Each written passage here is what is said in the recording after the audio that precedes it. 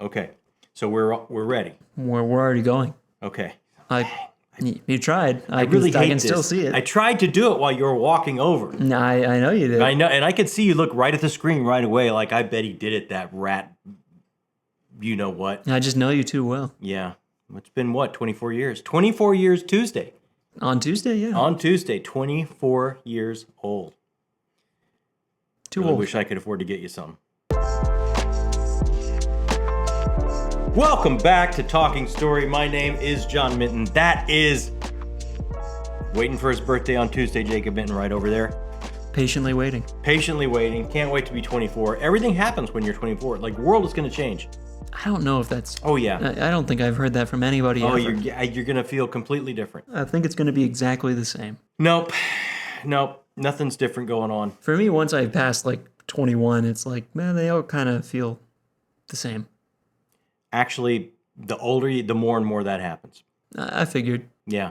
I already thought I was 24. That's how much I forgot. Yeah, but could you just start counting yourself? You just add a year automatically? Yeah, well, because I'm lucky because I was born in 2000. Yeah. So it's kind of easy. You always know exactly. Whatever what year it is. That's how old I am. Exactly. So this is 2024. So you just, from January on. I must be 24. You must just be 20. Yeah. Yeah. I was wrong. You were absolutely wrong. But on Tuesday, you're right again. It's kind of like a broken clock. Back on track. Right half the year. You're right 2 times a year. The beginning, well, you think you're right, but you're not right. Well, then that's not the same. Hey, did we get that? Hey, what we got is some exciting book news. I don't know anything about this. This is more, I was going to say, did you set up the soundtrack? The theme song for book news? Sometimes when we have book news on Weekly Reader, there's no song. There's theme songs for. Hey, first of all, welcome to Weekly Reader. A little late for that. We're about 2 minutes in. Yeah. Hey, I hope you had a great week. This is one of our funnest times of the week. We sit down, we hang out with you guys, we talk books, we have a great time. I hope your week was stress-free. I hope work was great. I hope you had some 5-star reads.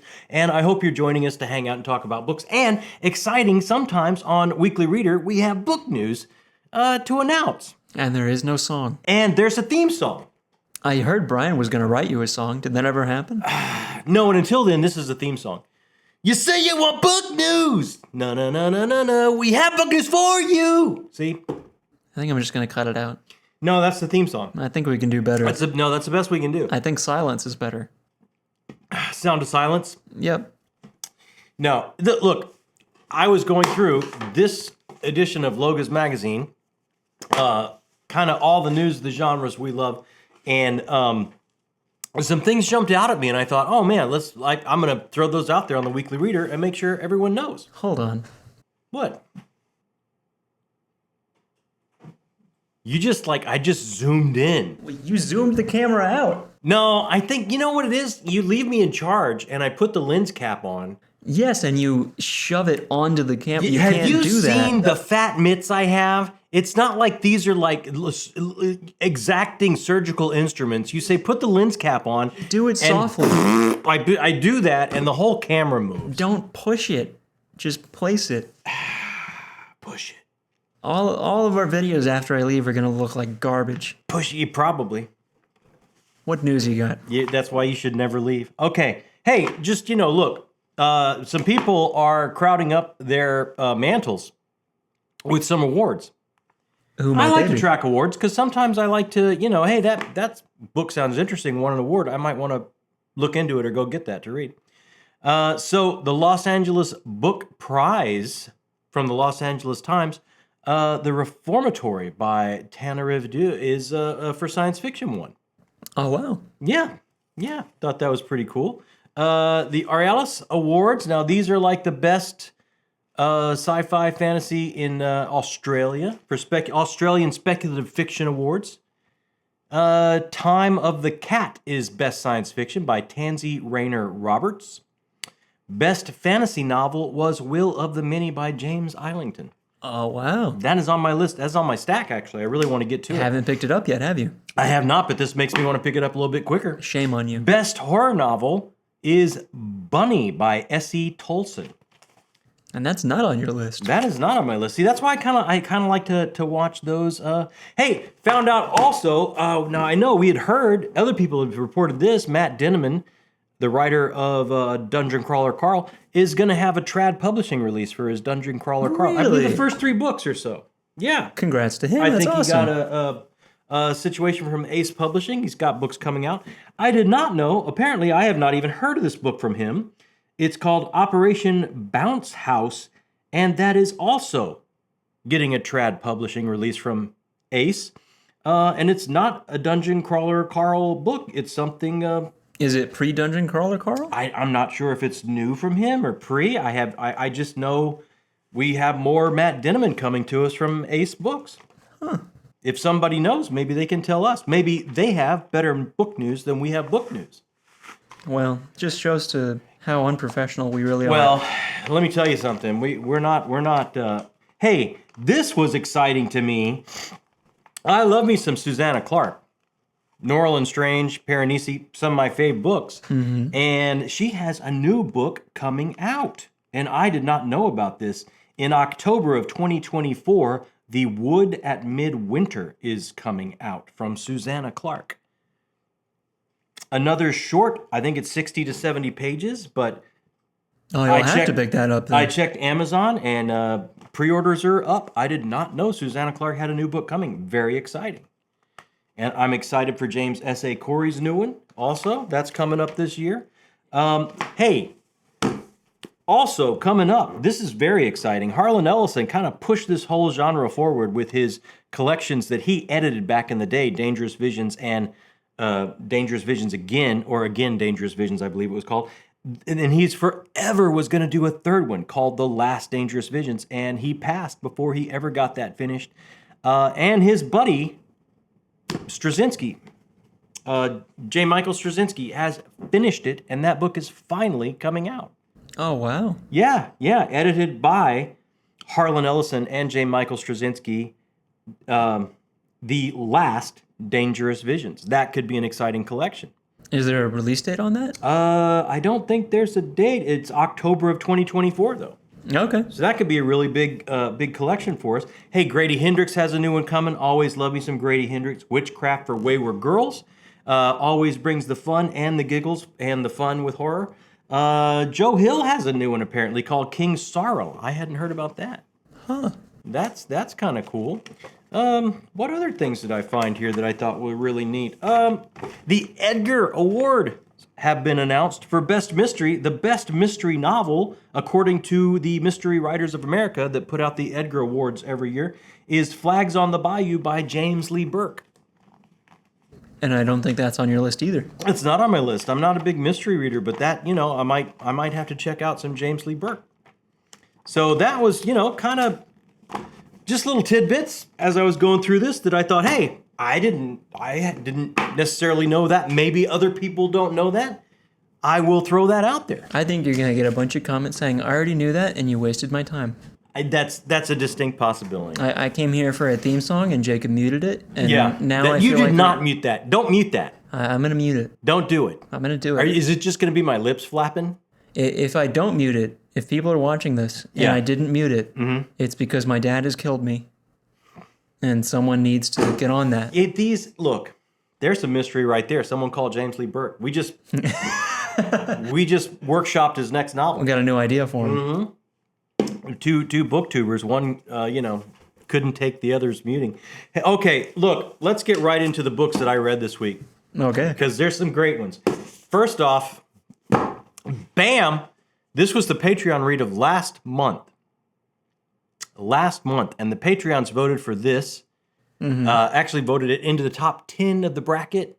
And then Pooh spun the wheel. And this is what won. And if you're wondering, hey, what about that bracket? What's up with the bracket? Whoop-ha! Look at this. You're just awful with sound We effects. have an all-new bracket for this month. And it's a bigger bracket. And we're going to have votes are going to start happening this week for that bracket. And who's voting? All of these amazing human beings right here.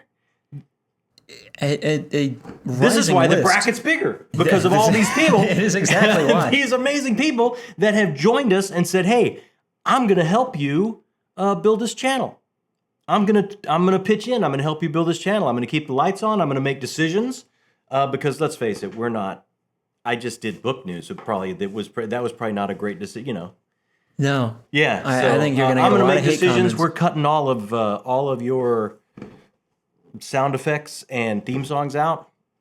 Maybe, who knows, decisions like that. But they make decisions, they do things here, they keep the lights on, all the way up to getting their own content on this channel. If you have questions or are interested in that whatsoever, check out the Patreon link down there in the descriptions, and you can learn all about it. But huge thank you to all these people that are helping us do everything here. Massive thanks. Absolutely. So this was the Patreon read. Pooh spun the wheel, this one, and wow, it was so good. I gotta tell you, this is up. It's my first book of the month. It is up for book of the month. You just started. I'm just saying, it's up there. You got a ways to go in the month, man. I have a long way to go in the month, and I got some biggies coming up. But Don't you have Oathbringer this month? I have Oathbringer this month. But I started the book off with a huge bang. Thanks again to the patrons. This was, it was such a great... It's got a great world. It has amazing characters. The dialogue is fun and snappy. The mystery just continues to grow by every chapter. And not only that, as the mystery's growing, he's able to just throw these little things in, and you start to learn and understand and know these characters more and more and more and more as you go along. And it never feels like there's an info dump. And you start to understand the world at large more and more. And it never feels there's an info dump. It's so masterfully done. You're just all in on this mystery and what's happening and who's behind it. And as it goes forward, you start to see, there's bigger wheels within wheels going on that we really had no idea. And it all comes up to a big conclusion, and it is satisfying. And at the same time, you get a little bit of a denouement at the end, a little bit of an epilogue that shows you, this is just the very, very surface. This is just the very, very beginning of the adventures of these two characters. And a master investigator and their apprentice. The apprentice gets to be a full apprentice by the end of this because of everything that they go through and what they're able to figure out and achieve. But it's just the very, very beginning for these two characters. And they are they decide at the end of the book to stay together, and the real answers to the real questions are going to be forthcoming maybe in the next couple of books, which I will be all in day one for those. That's how much I like this one. Are they not out yet? No, this is this okay. Came out this year, I think. Oh, wow. From Robert Jackson Bennett. I thought I had read one Robert Jackson Bennett book. I think you're wrong. And I might be, because I like this so much, I don't remember liking that one as much. And I'm wondering if I'm thinking of a different writer entirely. I think you're crazy. It's a distinct possibility. That's what I think. But just a great biopunk world, a great mystery that is layered wheels within wheels, and it just is really, really recommend this. And I gotta say, thank you to the patrons again, up for book of the month. I know it's early, but I thoroughly enjoyed this. Well, let's see if you enjoyed the next Patreon read as much. We will find that out when Pooh spins the wheel. Exciting times. It absolutely is. What did we get into after that? Vanished herds. No! It has been called. Okay, after that, we jumped into our... I feel like we should light a candle. Our Quilluminati read. The Quilluminati Book Club, kind of made up by some of us olders. This is the brainchild of Brian at Belltube, and he asked myself and Dr. Philip Chase from the Best of Fantasy and Mike from Mike's Book Reviews to come on board and kind of form a book club. And I think it's every quarter or every other month or something like that. We're going to read a book. And Evie was so amazingly wonderful to send this to me because she loves this writer, and wanted me to give it a try. And I said, hey, I hear great things. And I threw this title out there, and nobody had read it. So we all signed on. And this was going to be the first read. And I think it's pretty safe to say at this point, 3 out of the 4 had a good time. I like that because I'm signed in on the Talking Story Twitter account as well, so yeah. I get all the notifications. I like that I didn't see I saw some messages come through from Mike saying like, I don't think I'm enjoying this. Yeah. And then one day there were just some posts out to the public, not to the group chat. No, out just the to public. everyone saying this is, not his cup of tea. He was unhappy. Not his cup of tea, Lester. So flustered that it was so bad for him. So flustered, he started. He started tweeting out to players at Real Madrid. His thumbs were going so fast on vacation on a cruise ship. He's just adding different people that he doesn't even, just like people.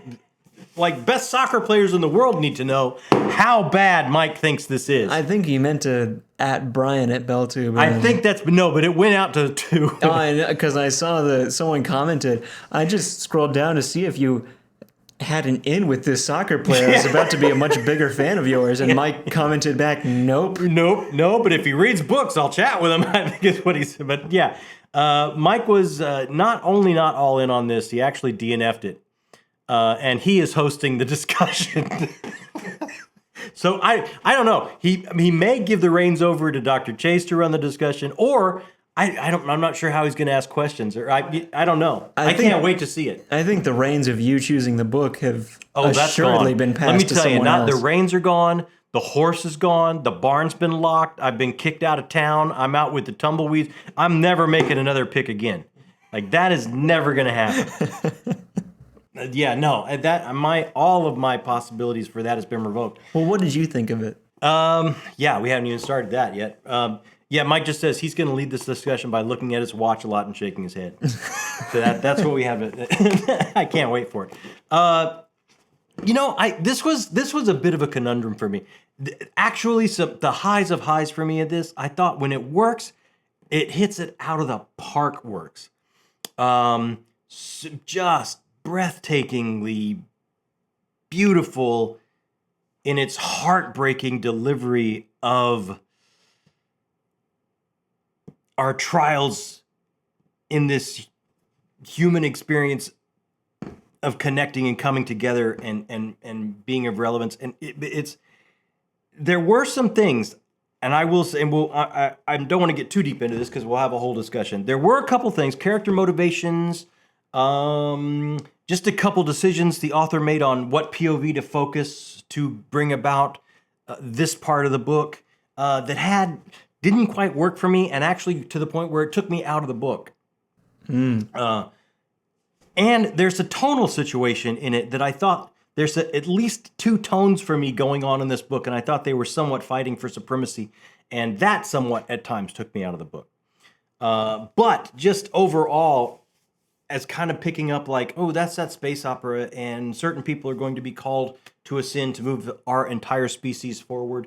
And this is going to examine that not only by seeing a galactic empire built, but also by seeing what that does to us as a people and the prices we pay and what it costs to ourselves and our humanity. And I thought that was beautifully done. And there were parts of it oh gosh, especially towards the end, there's moments of desolation and hopelessness to the point where you're just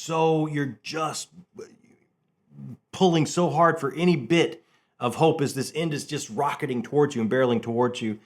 So there are things that he did as a writer that he had me right where he wanted me at that point, that absolutely worked. But there were a couple things that, and if I understand correctly, this was something he was working on in his master's program. This was like his MFA project. Oh, wow. So I think this is like his first, real effort. So I even wonder some of the decisions he made moving forward on his artist journey, if he would come back and make those decisions. And quite possibly he would. Quite possibly it just didn't work for me. And a couple things, and I'm sure we will talk about that when the Quilluminati gets together in our conclave. So that I have questions for you. Oh God. Okay. First is, how angry do you think Evie's going to be with you? I don't think Evie will be angry at me at all. I'm very happy I read this book. Emotionally, it pretty well wrecked me. Do you think there were things that I absolutely want to read Spear That Cuts Through Water now.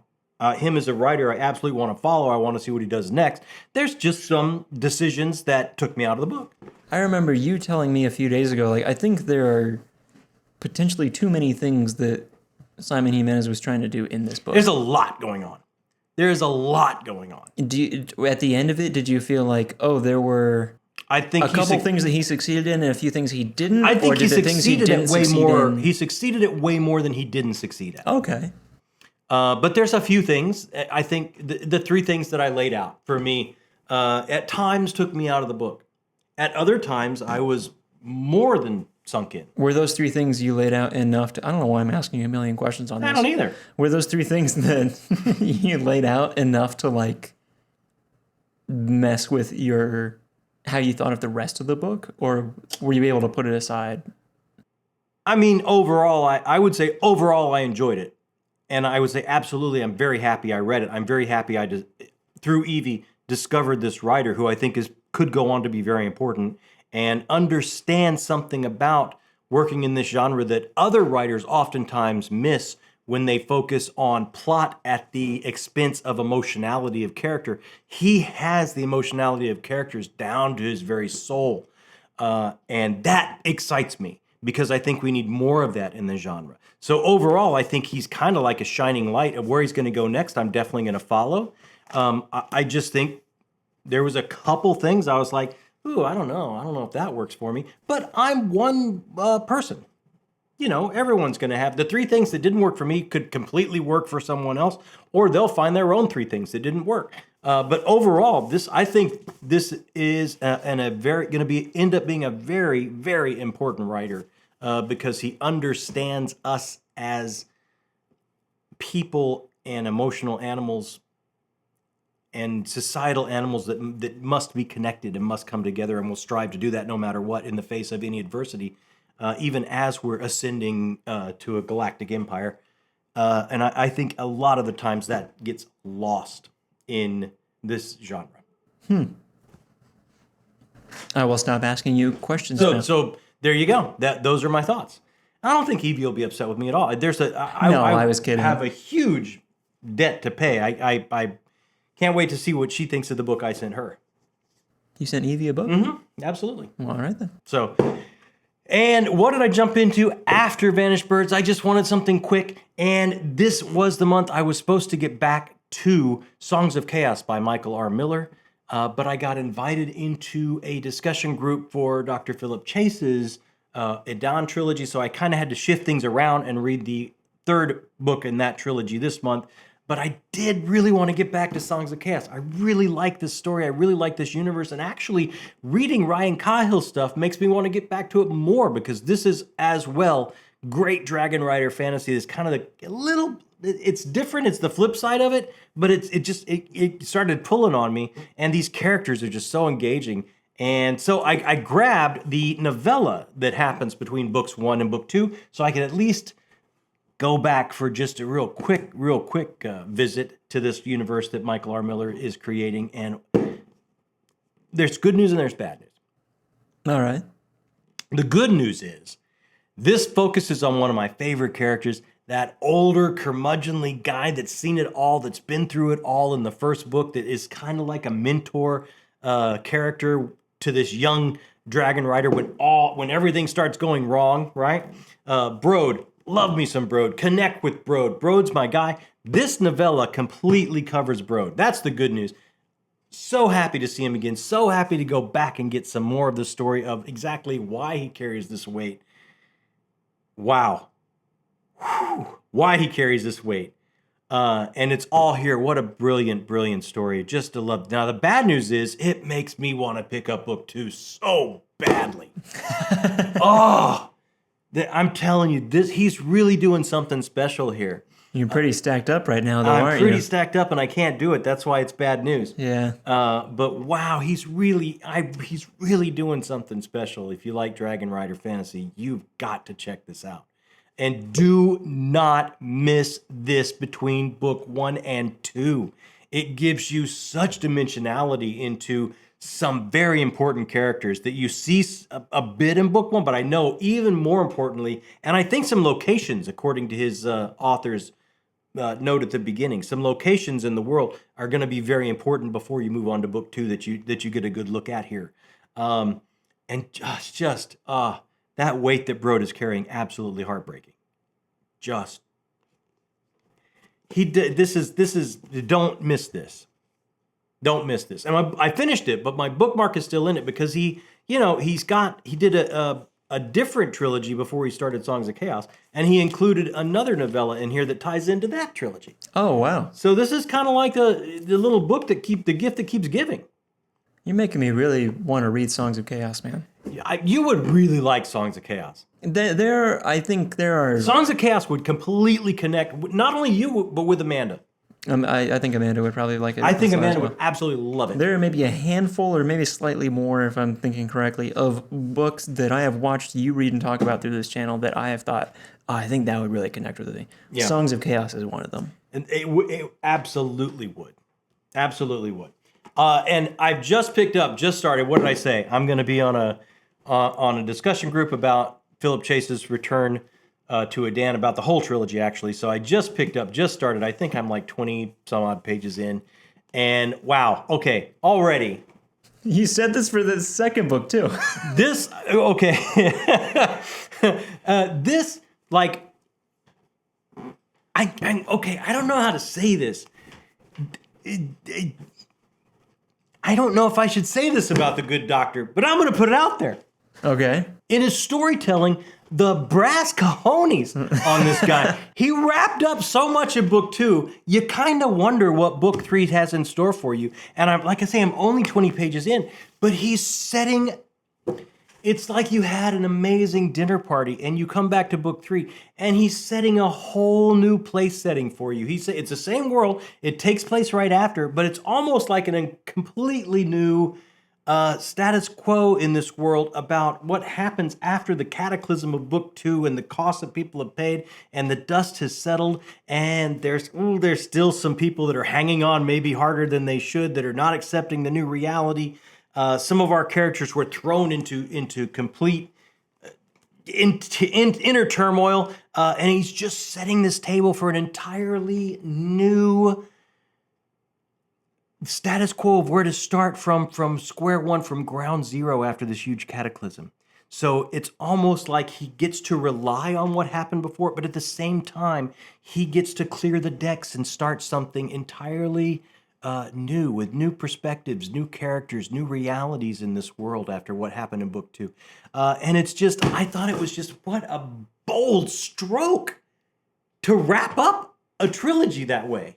That is kind of... Not what you expect. I love the subversion. I love it's not what you expect. I love the beginning of this. And again, very, very early days. I will finish it this week, probably, by the end of... When we come together next week here on Weekly Reader, I probably will be at the end of this and we'll have finished it. But just, I'm telling you, our good Dr. Chase got some brass cojones on him. Hats off to the Good Doctor. Hats off to the Good Doctor. And that is the week here. It's a big week, man. It's a pretty decent week, right? I mean, you only did 20 pages of Return to Adan, but still. Yeah, and this was, I was close to halfway done. Yeah. So, but some good stuff here. Oh, yeah. Absolutely. Some great stuff there. Hey, it was a big week on the channel, too. What we do last week, we had our Talking with Tubers with Lady D. That was a great time. From Manchester. If you haven't checked that out. And Jocelyn joined us. Mm-hmm. Was amazing to hang out and talk with them late into the night for them. They were so gracious to stay up. I felt really bad. When they finally told us how late it was there, I felt pretty... Well, I think we asked them before. And they didn't really... They didn't really answer. Yeah. Which is a bad sign. Yeah, that's never a good sign. That's never a good sign. But I think they went well past 1 a.m. Absolutely. But, wow, just, if you haven't checked out her channel, please do. We've said on multiple occasions, we have yet to meet anyone mean. Yeah. Or even remotely rude. Or just just brilliantly amazing. Yeah, everyone we met has been super sweet. Dee is especially kind. Yeah, I'm telling you, she just her and Jocelyn both. Wow. Check her channel out. Absolutely, if you haven't done it yet. She is linked down below. Was a great time hanging out and talking, and then we wrapped up our entire month of May, and we chose, much to my inner turmoil, we chose my book of the month. And much to the commenters' enjoyment, I thought it seemed there were a lot of people saying they. It makes me wonder if this channel would really take off if I would just sit here at the desk and just hit my fingers with hammers. Like, I'd watch people that. would. Maybe that's what. You know what? Maybe that's what we need to do.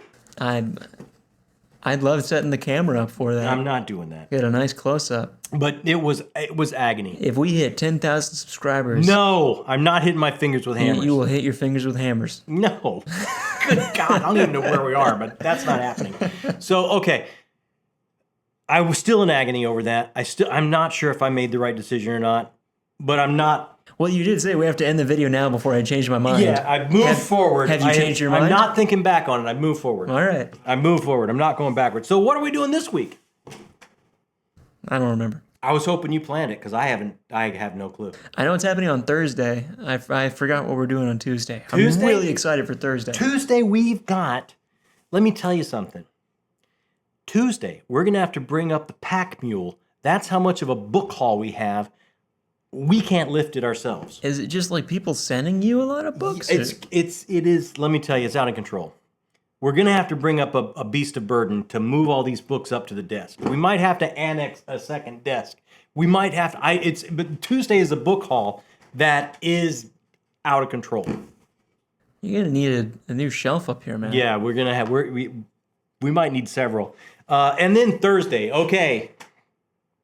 Thursday is an artist journey. It is a live stream because we're doing it live. Mm-hmm. Because we're doing it with, and this is a little different. We're not doing it with a writer this month. We're doing it with my buddy Kevin M. Connolly, who is a very fine voice actor of many different anime. Some of his characters are right here that are going to pop up right here for you. And he also does audiobooks. So I didn't know that. Just a little bit of a different artist journey. And this is someone that worked with me in theater way back in the day. So we thought it would be fun if we did it as a live stream. And if you guys have questions for us when we were working together, younger people in the theater, because we both know where the other has all the bodies buried from those days. Well, you're pretty anime literate. I'm sure you got a lot of questions off the top of your head for him about that. I'm going to do my best. You've read One Piece, the first. I've read that bit of One he's Piece. not voiced any of those. I'm trying to help you. Yeah, I know. But it's gonna be a great time if you can at all. Thursday evening. Of course, we'll put everything out there. Thursday evening? Yes, Thursday evening live stream. We're gonna put everything out there for you so you can plan to join us and meet my buddy Kevin, who has voiced some great anime characters and is going to tell us all about his artist journey. We're going to talk about the old times and audiobooks and everything else he's gotten up to. And it'll be just a little bit of a different type of artist journey, which I wanted to do this year. I wanted to bring different types of artists for us to talk about. All different kind of things we like. This will be super fun. So it's going to be, Kevin it's going to be a fun time. It is going to be a blast. I'm really excited. So that'll be the week coming up. So the only other thing to cover is I was challenged to take in some content. Oh, yeah. Some music and some Studio Ghibli. Yep. Ghibli? I've heard it pronounced both ways. You can't be wrong. I say Ghibli. I don't know. Ghibli? Okay. And I've done both of those. We listened to, while we were talking with Lady D and Jocelyn, Jocelyn challenged me to listen to some Paramore, which I have done. And then I think after Esme watched that, she challenged me to listen to, I can't remember the name of the band, but a particular song called Sorry. I've listened to that too. And did I enjoy them? Yes, I did. I did enjoy them. I enjoyed them. I think what I initially said was, I don't think there's music around today that we're going to be talking about in 30 years, which is like kind of a crusty old man thing to say. I mean, right when it left my mouth, I started reaching for the hose to start spraying people off my front lawn. So yeah, really old man thing to say. And after listening to that and enjoying it, look, this is what I want to say. This is what I think about. This is what I've come up with after thinking about it and listening to that, is art in general, music particularly for me, is a time machine. Now, my time machine might look a little different. My time machine might look like the Enterprise when it goes around the sun and slingshots itself back. Your time machine might look like Doctor Who's phone booth. It might look like Jules Verne's. You know what? But music is a time machine. It takes you back to that moment in high school when you were so drunk and passed out on a porch and your vomit went so far out into the front yard. It takes you back to the first time you held hands, the first kiss, the first when you hung out with these people. It takes you back to all these things. It's a time machine, and I'm convinced that is why the music you're listening to when you're experiencing life to its fullest, when you're young, that's the music that sticks with you and stays with you for the rest of your life. Why was projectile vomiting and kissing in the same example? Because I remember the exact song that was playing when that happened. And forever it will be. AC/DC Back in Black. There's a bad taste in the back of my throat. So my time machine looks a little different. You have every right to be in your time machine. This music will be important to you in 30 years. It's going to take you back to moments in your life that are so important to me, important to you. And even though your time machine looks different, it's absolutely just as seaworthy to take you across the seas of time. And that's my thoughts on that. That might be the least crusty old man thing I've ever heard you say. I have my moments. And then the first Studio Ghibli we watched was Princess Mononoke. Yep. And what do I think of Princess Mononoke? I watched half of it with you, but I didn't get to see. You did. We watched half. I had to break it in half because, again, let me reach for the hose. I'm kind of older. Well, it's two. And I was dozing. I was getting tired, and I didn't want to miss anything. It's a 2.5 hour long movie, and we started it kind of late in the night. Yeah, we started a little bit late. I'm not gonna knock you on that. Yeah, and I'd had a big day, and I was kind of dozy, and I didn't want to miss it. I really didn't want to miss any of it. I'm kind of blown away a little bit. The art, first of all, it's gorgeous. It is gorgeous. It's absolutely gorgeous, and I can't remember a time when an animation has impressed me so much with visceral movement, action, just the way light works as something's moving, the way light is coming through the dappling of leaves as antelopes are going by. They achieve such the spectacle of movement that I don't know if I've ever seen animation capture quite the way this did. They still hand paint. Yeah, every that's frame. astounding. And the backgrounds, oh my gosh, just gorgeous. The story I found very, long live the Wolf Girl. Love the story, some of the characters and the story I really enjoyed, really enjoyed. Now, do I think I have the entire depth of education in that culture to get all of the influences from their folklore and what they're trying to get across to me? I absolutely don't. But this is what I found so fascinating about it. It's almost like a new frontier for me of storytelling. It's an uncomfortable shore for me to pop my beach chair and sit down and watch a story. I'm not going to be able to know exactly where it's going. I'm not going to be able to pick out little strands and go, this is when this happens. I could not do that. I was completely set adrift with what I can normally do in my comfort zone of watching stories in a visual medium. So I found that very fascinating to sit through. And but I got to admit, man, there's some weirdness. Well, this is exactly... There's some weirdness in that movie. But this is exactly the way that I was hoping you would take it. Yeah. Because you and I have played like some Resident Evil games or Sure. some Japanese games that have some really weird storytelling stuff in there. And I think it's kind of become a staple of Japanese storytelling, at least for an American audience, that there's going to be some weird stuff in there. For Studio Ghibli movies, are there some weird stuff in there to an American audience's perspective? I'm sure. But with Miyazaki, everything is purposeful, for sure. So I'm really glad you're taking it as the way of like, oh, it's just a new frontier. There's stuff that I'm not understanding, because I had a similar experience when I watched Spirited Away in a film theory class. And I had seen it before, but I watched it in that class, and then they had us read an article about all the folklore that's involved, and I had a completely different perspective on it, because there's so much that I didn't pick up on, because obviously I don't know the ins and outs of the Japanese storytelling that they tell to kids. I'm woefully uneducated there. Yeah. So will I watch another one? Absolutely. Absolutely, I will watch another one. And I love the themes of industrialization and us moving forward technologically as a culture and relying on these things? Does that strip away somewhat of our spiritual a connection and to nature and these things that we've seen in other fantasy stories so well illustrated? Just completely landed with me. I really had a great time, and I absolutely will watch another one. I do. This is a different director, but same studio. I do think you would like Grave of the Fireflies because it's not any of the folklore or stuff. Yeah. It's very grounded. You will understand everything for sure. Maybe that's the next one. But it's really sad. Like, set aside some time. Yeah, 'cause I'll be all right. I'll make it through. I think. I'm just making sure. I'm sure it'll hit me, but I'll but maybe that'll be the next one. All right. Yeah, let me know what you think. Let me know what you think. But that was some new content that I would have never experienced if not for this channel. And that is one of the magical things of this channel and the magical things of us sharing a little bit of time every Sunday here in the Weekly Reader. Hopefully, I'm growing your TBR.